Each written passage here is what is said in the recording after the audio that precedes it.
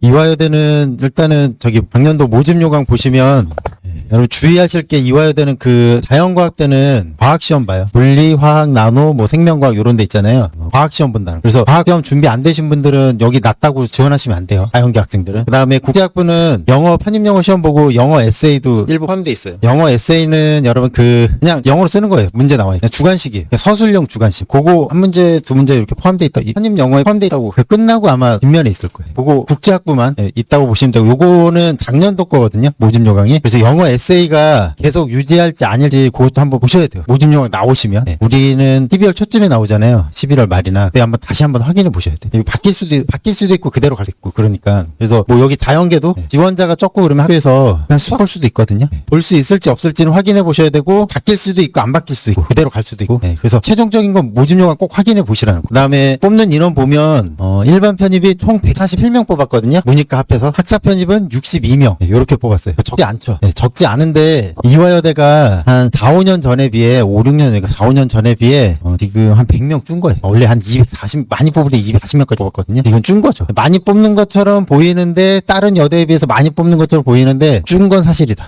그래서 학사 편입은 제가 볼 때 이 인원은 뭐 변동이 없을 거예요. 거의.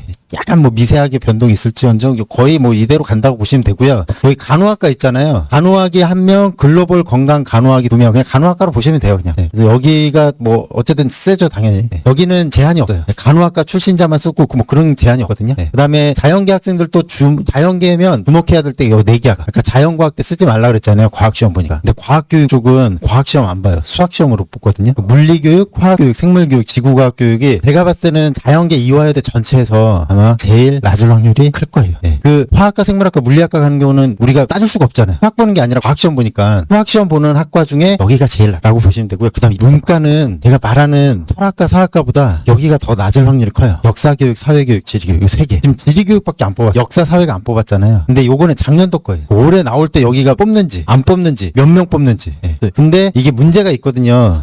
2차 학업계획서네. 학업계획서도 내가 쓸 수 있는 그게 되는지 안 되는지. 안 되면 공부해야 되겠죠. 왜냐면 사범대는 내가 역사교육학과 쓴다 그러면 역사에 대해서도 써야 되고요. 교육학 내용도 쓰셔야 돼요. 전공이 2개죠. 귀찮잖아요. 하나도 힘든 2개까지 하셔야 되잖아요. 그래서 내가 요거 할 수 있는지 없는지 없으면 공부를 하셔야 되겠죠. 자연계 학생도 마찬가지고 그 다음에 이화여대는 이제 문과가 좀 많으니까 제가 그랬잖아요. 낮추려면 인문과학대에서 낮추라. 인문대에서 낮추셔야 돼요. 제일 낮은 데는 당연히 기독교학과겠죠. 이화여대 그냥 다 통틀어서 기독교학과가 제일 낮겠죠. 딱 들어봐도 그냥 아까 말한 사범대보다 사회교육, 지리교육, 역사교육보다 문과에선 제일 낮은 데가 여기예요. 그리고 철학과, 사학과도 낮고. 근데 여러분 주의할 게 도고불어는 철학과, 사학과처럼 낮다 그러거든요. 완전 비인기 학과죠, 솔직히. 근데 이화여대에서 독일어랑 불어는 매우 세요. 상당히 세요. 여기는 주의하셔야 돼요. 독일어, 불어는. 영어 영문학과는요. 영어 영문학과 당연히 세죠. 영어 영문학과는 여대에서는 더 많이 세요. 내가 봤을 때 이화여대 영어 영문학과는 경영보다 더 세요. 이 학교 내에서 제일 셀 확률이 커요. 여기 지금 영어교육학과 있는지 모르는데 원래는 옛날에는 영어교육학과가 정말 셌어요.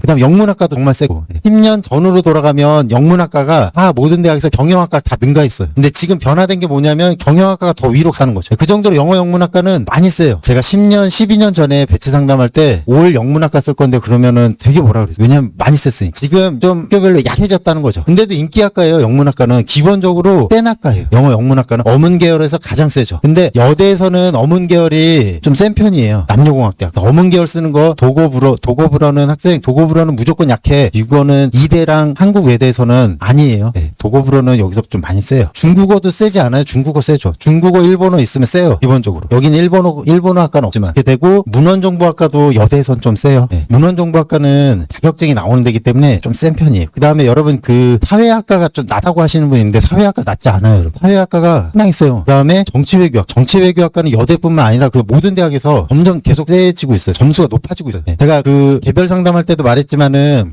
올해 들어간 학생 작년도 수능에서 서울대학교 정시에서 정치외교학과가 1등했어요. 문과에서. 정치외교학과가 점점 점수대가 높아지고 있거든요. 정치외교학과 쓰시는 분은 그것 좀 인지하고 쓰셔야 돼요. 쓰지 말라는 소리가 아니라 때다른 거는 인지하고 지원하셔야 돼요. 그 다음에 뭐 심리학과, 소비자학과 뭐 여기는 미디어학부 여기는 센 거 다 아시는 거고 소비자학과 이화여대에서는 상당히 세요. 많이 인기 있는 학과거든요. 국제사무학과. 국제사무학과도 이화여대 그 대표적인 학과거든요. 많이 세요. 국제사무학과가 원래 명칭이 뭐였냐면 비서학과였어요. 이게 명칭이 바뀐 중군. 여기는 국제산업학과 많이 써요. 그 다음에 여러분 여기 보면 식품영양학과가 이거 모집요강 보면 헷갈리거든요. 여기부터 자연계예요. 식품영양융합보건 수학 본다는 거죠. 식품영양 이 문과 아니에요? 이렇게 하고 쓰시면 안 돼요. 이화여대에서는. 잘 보고 쓰셔야 돼요. 자연이 여기까지 줄 돼 있잖아요. 그래서 여기부터 식품영양 쭉 자연계예요. 그거 꼭 아시고 이과에서는 컴퓨터 계열이 세죠. 컴퓨터 사이버 보안 요런 데.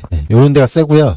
전자전기공학도 아주 많이 세진 않아요. 여대에서. 그다음에 식품공학도 그렇게 많이 세진 않고. 이화여대에서는 컴퓨터 계열, 화학신 소재 요런 데가 좀 센 편이고요. 건축도 조금 약간 높은 편이에요. 여대에서. 이화여대에서. 이렇게 되고 그다음에 이화여대는 수학밖에 안 봐요. 자연계는. 영어를 안 봐요. 그다음에 인문계는 당연히 영어 보는 거. 합격하면 학업계획서 제출하는 거예요. 그래서 완전히 내가 모르는 학과로 전과하는 경우는 좀 생각해 보셔야 되고 아니면 쓰려면 공부를 하셔야 돼요. 이화여대 보시면 문법, 어휘, 독해, 논리에서 보면 문법, 어휘 비중이 그렇게까지 낮지 않거든요. 그래서 여러분 요것도 공부 좀 많이 하셔야 돼요. 특히 어휘가 좀 많이 나와요. 그다음에 논리가 제일 많이 나와요. 이화여대는 그냥 논리에서 판가름 날 확률이 커요. 논리에서 내가 어느 정도 내가 봤느냐. 그리고 논리가 그 학생들이 많이 틀려요. 그러니까 점수가 높지 않거든요. 여기에서 내가 다른 사람하고 격차 벌리면 합격권으로 간다는 거예요. 논리가 합격, 불합격 좌우한다라고 보시면 되고요. 논리는 여러분 공부해봐서 알겠지만은 어쨌든 어휘가 바탕이 되셔야 돼요. 논리랑 어휘는 그냥 한 가족으로 보셔야 돼요. 그러면 어휘 문제도 여기다 갖다 붙여야 돼요. 논리 비중이 높은 거죠. 그다음에 자연계 수학은 골고루 나오는데 공학 수학 비중이 많이 떨어진다.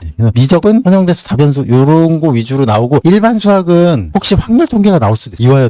이화여대만 이렇게. 이화여대는 이렇게 준비를 하셔야 돼요. 그래서 이화여대는 올해 모집 요강 나오면 좀 눈여겨봐야 될 게 몇 명 뽑는. 그래서 한 140여 명 뽑았거든요. 일반 편입이 100명 정도 늘어날지 옛날로 돌아갈지 그대로 뽑을지 줄어들는지 그거 보셔야 되고요. 자연계 학생들은 이화여대에 많이 유리해요. 점수가 높지 않거든요. 표 이름에 비해 점수가 높지 않아요. 그러면 자연계 쓰시는 분은 이화여대는 꼭 한번 걸치고 지원해라.